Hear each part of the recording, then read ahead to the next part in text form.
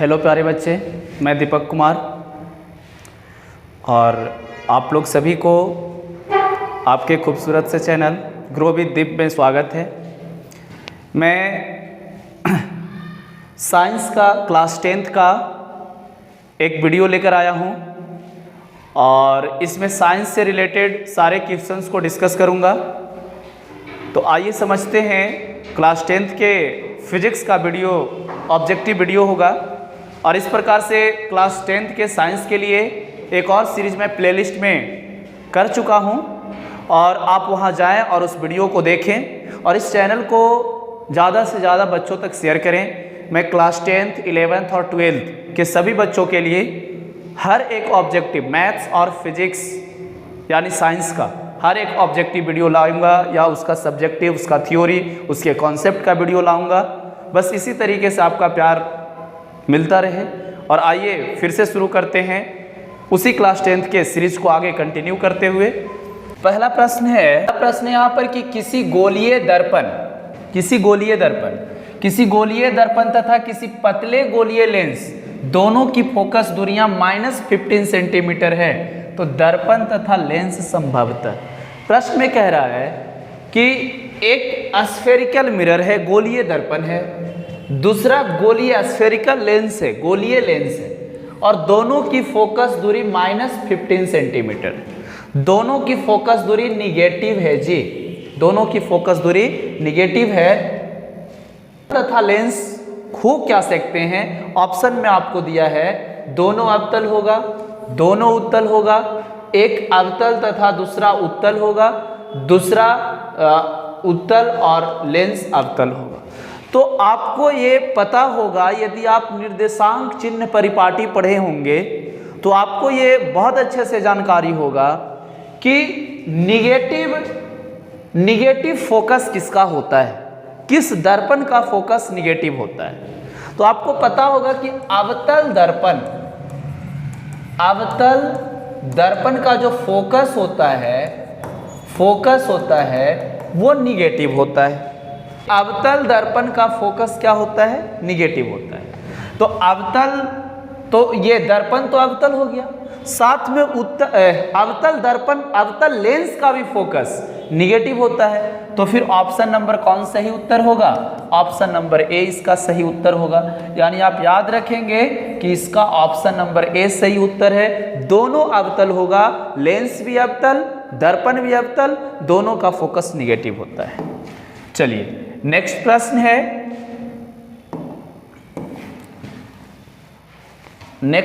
यहाँ पर कि प्रकाश के अपवर्तन के कितने नियम हैं। प्रकाश के अपवर्तन, रिफ्रैक्शन ऑफ लाइट, प्रकाश के अपवर्तन के कितने नियम हैं। तो ये बहुत अच्छे से आप लोगों को पता होगा कि प्रकाश के अपवर्तन के कितने नियम हैं। तो 2 नियम हैं, ऑप्शन नंबर बी सही उत्तर होगा। अब यहाँ नियम कौन कौन से हैं वो कमेंट बॉक्स में आप बताएं कि प्रकाश के अपवर्तन के नियम कौन कौन। थोड़ा टाइप करने में समय लगेगा पर टाइप करके बताएं कि प्रकाश के अपवर्तन के वो 2 नियम कौन कौन से हैं। प्रकाश यहाँ जो प्रश्न है कितने नियम हैं, तो 2 नियम है, याद रखने। नेक्स्ट प्रश्न है कि प्रकाश के परावर्तन के कितने नियम हैं। कई बार एग्जाम में पूछ दिया है प्रकाश के परावर्तन के कितने नियम हैं। परावर्तन रिफ्लेक्शन ऑफ लाइट, तो ये भी इसका भी 2 नियम है। प्रकाश के परावर्तन के भी कितने नियम हैं? 2 नियम है। ऑप्शन नंबर बी सही उत्तर होगा। आगे देखिए नेक्स्ट जो प्रश्न है, आइए देखिए। प्रश्न है कि सरल सूक्ष्मदर्शी में किसका उपयोग होता है।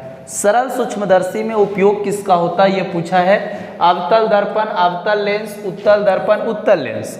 तो ये 3 ऑप्शन इसमें से गलत है। सरल सूक्ष्मदर्शी में जो उपयोग होता है वो कौन सा लेंस है? उत्तल लेंस। सूक्ष्मदर्शी में पहली बात की लेंस का उपयोग होता है, दर्पण का नहीं। यहाँ पर सरल सूक्ष्मदर्शी में दर्पण का इस्तेमाल नहीं होगा, सरल सूक्ष्मदर्शी में लेंस का उपयोग होता है। और वो लेंस कौन सा है? तो उत्तल लेंस। ऑप्शन नंबर डी सही उत्तर होगा। तो आइए नेक्स्ट समझते हैं। आगे है, कह रहा है कि किसी माध्यम में अपवर्तनांक का मान अब अपवर्तनांक अगर जानते होंगे तो अपवर्तनांक है, आपको पता होगा अपवर्तनांक को हम लोग n से सूचित करते हैं, और अपवर्तनांक डिफाइंड होता है स्नेल के नियम से भी, और स्नेल का नियम भी आपको पता है कि स्नेल का नियम होता है कि sine I upon sine R क्या होता है जी, कांस्टेंट होता है। और ये कांस्टेंट किसके बराबर होता है, माध्यम के अपवर्तनांक के बराबर होता है, माध्यम के अपवर्तनांक के बराबर। यानी प्रश्न में पूछा था कि किसी माध्यम का अपवर्तनांक का मान क्या होता है, तो sine I upon sine R होता है। ऑप्शन नंबर ए सही उत्तर होगा sine I upon sine R. Option number A सही उत्तर होगा साइन आई बटा साइन आर। चलिए आगे देखते हैं। नेक्स्ट है कि एक उत्तल लेंस होता है। उत्तल लेंस किस प्रकार का होता है, उत्तल लेंस का आकार कुछ ऐसा होता है, उत्तल लेंस का आकार कुछ ऐसा होता है। उत्तल लेंस के बारे में कह सकते हो कि बीच में मोटा होता है और इसका किनारे साइड पतला होता है। तो सभी जगह समान मोटाई का होता है, नहीं जी। देखिए फिगर में, बीच की अपेक्षा किनारों पर मोटा होता है, नहीं जी, किनारों पर तो पतला है। किनारों की अपेक्षा बीच में मोटा होता है, यही सही उत्तर है, और डी इनमें से कोई नहीं, ये भी गलत है। यानी ऑप्शन नंबर कौन सा सही है, सी सही है, किनारों पर पतला होता है, बीच में मोटा होता है। आइए नेक्स्ट प्रश्न है, यहां पर है कि अवतल लेंस का आवर्धन बराबर होता है। अवतल लेंस का आवर्धन किसके बराबर होता है, तो याद रखने हैं कि लेंस का जो आवर्धन, आवर्धन को m से लिखते हैं, और m का सूत्र होगा v बटा में u, v बटा में u। ऑप्शन नंबर डी सही उत्तर होगा। आवर्धन का सूत्र होता है v बटा में u। लेंस का आवर्धन पूछा है तो v बटा में u। m का जो सूत्र होता है वो h डैश बटा h होता है, प्रतिबिंब की ऊंचाई और वस्तु की ऊंचाई का अनुपात होता है, और ये बराबर होगा v बटा u का। v क्या है भाई, v को क्या कहेंगे, तो प्रतिबिंब की दूरी, प्रतिबिंब की दूरी, और u को क्या कहेंगे, वस्तु की दूरी, वस्तु की दूरी। वस्तु की दूरी को u से लिखते हैं और प्रतिबिंब की दूरी को v से लिखते हैं, तो आवर्धन का जो सूत्र होगा वो v बटा u हो जाएगा। आइए आगे देखते हैं। कह रहा है प्रश्न में कि गोलीय दर्पण में फोकसांतर एवं वक्रता त्रिज्या के बीच क्या संबंध होता है। गोलीय दर्पण में फोकस और वक्रता त्रिज्या, तो आपको याद रखना है कि जो फोकस होता है वो वक्रता त्रिज्या की आधी होती है। फोकस को स्मॉल f से लिखते हैं, वक्रता त्रिज्या को कैपिटल R से लिखते हैं। तो फोकस जो होती है, फोकस दूरी, वो वक्रता त्रिज्या की आधी होती है। ये रिलेशन किसमें है जी, f बराबर r बटा 2 या r बराबर 2f कह सकते हो, एक ही बात है। तो r बराबर 2f, ऑप्शन नंबर ए सही उत्तर होगा, r बराबर 2f। ये फोकस दूरी और वक्रता त्रिज्या में संबंध है। आइए आगे देखते हैं। नेक्स्ट है निर्गत किरण और अभिलंब के बीच बने कोण को क्या कहते हैं। जैसे देखिए, मान लीजिए ये एक आयताकार सिल्ली है, आयताकार कांच की सिल्ली है। अब एक किरण इधर से आई ऐसे, यहाँ पर एक अभिलंब ड्रॉ किए, ये विरल माध्यम से सघन माध्यम में आ रही है, अभिलंब की ओर झुक जाएगी। फिर यहाँ पर ड्रॉ किए, ये सघन माध्यम है और फिर सघन से विरल में आ रहा है तो दूर चला जाएगा। तो यहाँ जो कोण बना ना, इस कोण को कहते हैं निर्गत कोण। प्रश्न में कह रहा है कि निर्गत किरण, ये है निर्गत किरण और ये है अभिलंब। अभिलंब और निर्गत किरण के बीच का जो कोण बना, ये वाला, इस कोण को हम लोग क्या कहते हैं, तो इस कोण को हम लोग निर्गत कोण कहते हैं। ऑप्शन नंबर सी सही उत्तर होगा। अभिलंब और निर्गत किरण के बीच बना कोण निर्गत कोण कहलाता है। चलिए देखिए आगे है, 1 मीटर फोकस दूरी वाले उत्तल लेंस की क्षमता क्या होती है। 1 मीटर फोकस दूरी वाले लेंस की क्षमता का सूत्र होता है P इक्वल टू, लेंस की क्षमता का सूत्र होता है P equal to 1/f। 1 metre फोकस दूरी है तो P इक्वल टू 1/f, यानी P equal to 1 dioptre. Option number B सही उत्तर होगा। 1 मीटर फोकस दूरी वाले लेंस की क्षमता का क्या, लेंस की क्षमता क्या होगी, तो 1 डायोप्टर होगी। आगे देखिए नेक्स्ट प्रश्न है यहाँ पर कि किसी अवतल दर्पण द्वारा काल्पनिक सीधा तथा आवर्धित प्रतिबिंब बनता है जब वस्तु स्थित होती है। बहुत अच्छा प्रश्न है। अवतल दर्पण में हमेशा वास्तविक और उल्टा प्रतिबिंब बनता है, परंतु एक सिचुएशन ऐसा है जिसमें वस्तु का काल्पनिक और सीधा प्रतिबिंब बनता है। वो सिचुएशन कौन सा है देखें। जैसे मान लीजिए ये है अवतल दर्पण, ये कौन सा दर्पण है? अवतल दर्पण। और इस अवतल दर्पण में ये उसका पोल ध्रुव हो जाएगा, ये इसकी फोकस हो जाएगी और ये वक्रता त्रिज्या हो जाए, वक्रता केंद्र हो जाएगा। अब मैंने क्या रखा, मैंने एक वस्तु लिया P और F के बीच में, P और F के बीच में। इस वस्तु से एक प्रकाश लिया मुख अक्ष के समांतर। मैंने एक वस्तु ये लिया, इस वस्तु से एक प्रकाश निकला P पर और ये रिफ्लेक्ट होने के बाद ऐसे चला जाएगा। दूसरा प्रकाश मैंने लिया जो C के सीध में जा रहा है, तो रिफ्लेक्ट होने के बाद ऐसे आ जाएगा। जैसे जैसे दोनों प्रकाश आगे जाएंगे ये फैलते जा रहे हैं। ऐसा प्रतीत होगा कि ये दोनों प्रकाश पीछे कहीं किसी बिंदु से आ रहा है, और जिस बिंदु से ये आता हुआ प्रतीत होगा उस बिंदु पर हमें काल्पनिक प्रतिबिंब बनता है। तो काल्पनिक प्रतिबिंब कब बना? जब ऑब्जेक्ट को F और P के बीच में रखें। ऑब्जेक्ट को कहाँ रखे हैं? F और P के बीच में। ऑप्शन नंबर देखिए किस में है? F का मतलब फोकस, P का मतलब ध्रुव। तो ऑप्शन नंबर दर्पण तथा उसके फोकस के बीच में। ये ध्रुव को इन्होंने दर्पण कहा। दर्पण तथा फोकस के बीच में, दर्पण तथा फोकस के बीच में यदि वस्तु को रखते हैं तो वस्तु का बनेगा काल्पनिक प्रतिबिंब, सीधा प्रतिबिंब और वस्तु से बड़ा प्रतिबिंब। आइए इसका ऑप्शन ए सही उत्तर होगा। आइए आगे देखते हैं।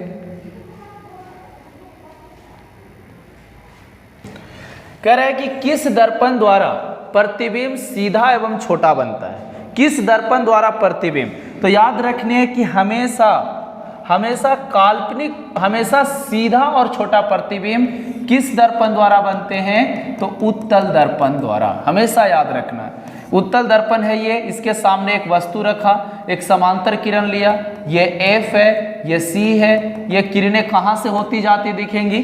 F से निकलकर जाती प्रतीत होंगी। दूसरा किरण मैंने C के सामने लिया, दोनों एक दूसरे को यहाँ से जाते हुए दिखेंगे, इसी सीध में लौटेगा। तो अब ये वस्तु से छोटा है और काल्पनिक है, सीधा है। ये हमेशा किस दर्पण से मिलेगा? तो उत्तल दर्पण से मिलेगा। ऑप्शन नंबर ए सही उत्तर होगा। उत्तल दर्पण द्वारा हमेशा वस्तु से छोटा और सीधा प्रतिबिंब प्राप्त होता है। आइए नेक्स्ट है,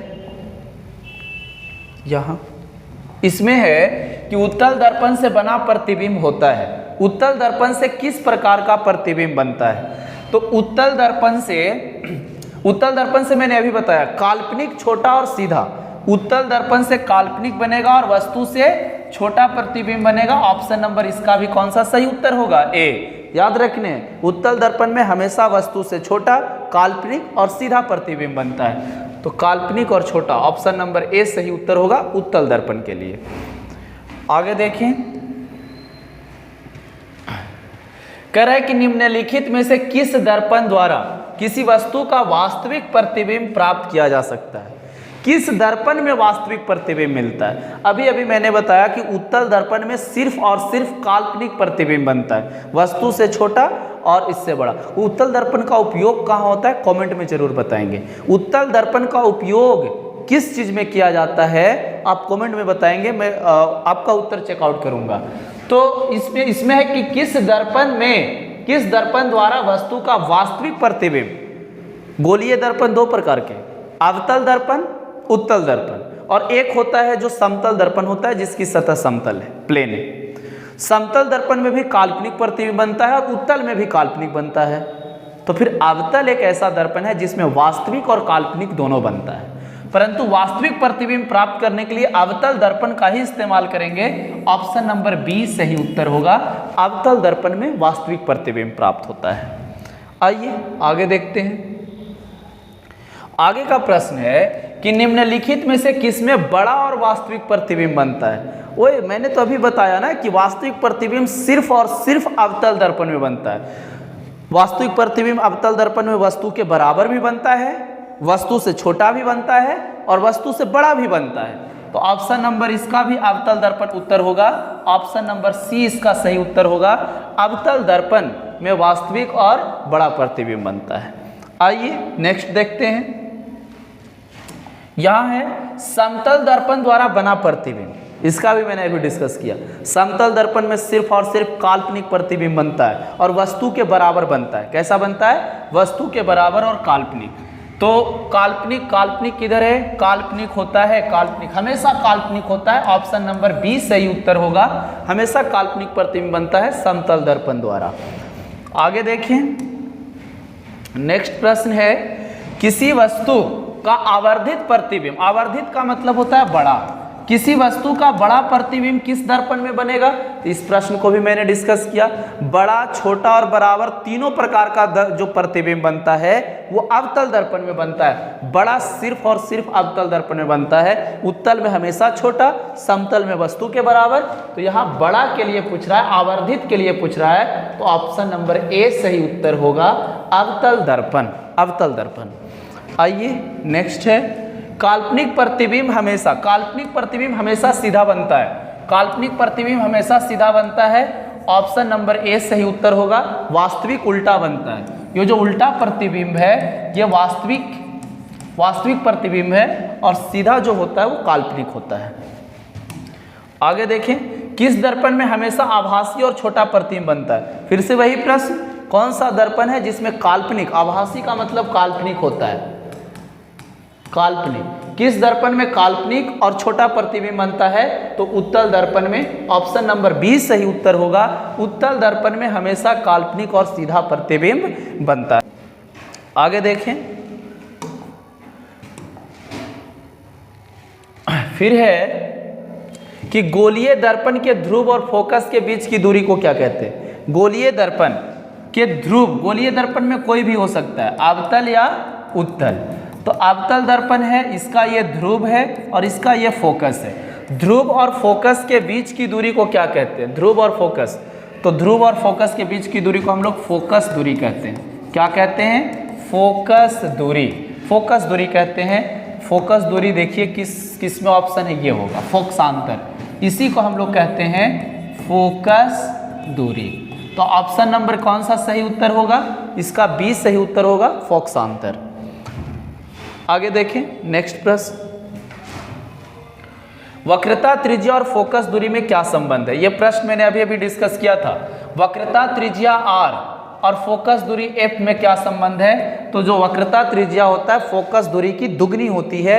r बराबर 2f होता है। देखिए इसमें, या 2 इधर भेजेंगे तो f बराबर r/2 होता है। कौन सा ऑप्शन सही है? ऑप्शन नंबर ए सही है। ऑप्शन नंबर ए सही है, f बराबर r/2। नेक्स्ट प्रश्न देखें, हजामत बनाने के लिए किस दर्पण का उपयोग होता है? बहुत अच्छा प्रश्न है और बहुत ज़्यादा पूछा जाने वाला प्रश्न है। हजामत बनाने के लिए जिस दर्पण का उपयोग होता है वो कौन सा दर्पण है? अवतल दर्पण। ऑप्शन नंबर बी सही उत्तर होगा, अवतल दर्पण। ठीक है, ये इसको किस प्रकार से उपयोग किया जाता है, क्यों इसका उपयोग होता है, सारे रीजन मैं किसी डिटेल वीडियो में आपको दूंगा, पर यहाँ ऑब्जेक्टिव है तो आप याद रखेंगे। हजामत बनाने के लिए अवतल दर्पण का उपयोग होता है। आगे देखते हैं, सोलर कुकर में किसका प्रयोग होता है? सोलर कुकर खाना बनाने के लिए उपयोग में लाया जाता है, जिसको हम लोग सनलाइट के सामने रखकर हम उसमें हीट जनरेट कर सकते हैं। उसमें भी हम लोग अवतल दर्पण का उपयोग करते हैं। ऑप्शन नंबर ए सही उत्तर होगा, अवतल दर्पण। आगे देखें, आगे है कि सर्च लाइट की परावर्तक सतह कैसी होती है? सर्च लाइट हो, हेडलाइट हो, इस टॉर्च हो, इन सब में अवतल दर्पण वाली परावर्तक सतह का इस्तेमाल होता है। तो सर्च लाइट में भी किसका इस्तेमाल होता है? अवतल दर्पण का। ऑप्शन नंबर बी सही उत्तर होगा, सर्च लाइट के लिए अवतल दर्पण का उपयोग होगा जी। आइए नेक्स्ट है कि रोगियों के नाक, कान, गले आदि के जांच के लिए डॉक्टर किस दर्पण का उपयोग करता है? नाक, कान, गला इत्यादि के जांच के लिए डॉक्टर किस दर्पण का उपयोग करता है? तो इसका भी उत्तर होगा अवतल दर्पण। ऑप्शन नंबर ए सही उत्तर होगा, अवतल दर्पण। डॉक्टर द्वारा नाक, कान, गला के अंदर लाइट भेजकर जांचने में जिस चीज का उपयोग होता है उसमें अवतल दर्पण आप लोगों को नेक्स्ट वीडियो में, और इस तरीके के सारे सीरीज को मैं लाऊंगा चैप्टर वाइज। आप चैनल को शेयर करें, लाइक कर दे वीडियो को और सब्सक्राइब जरूर करें।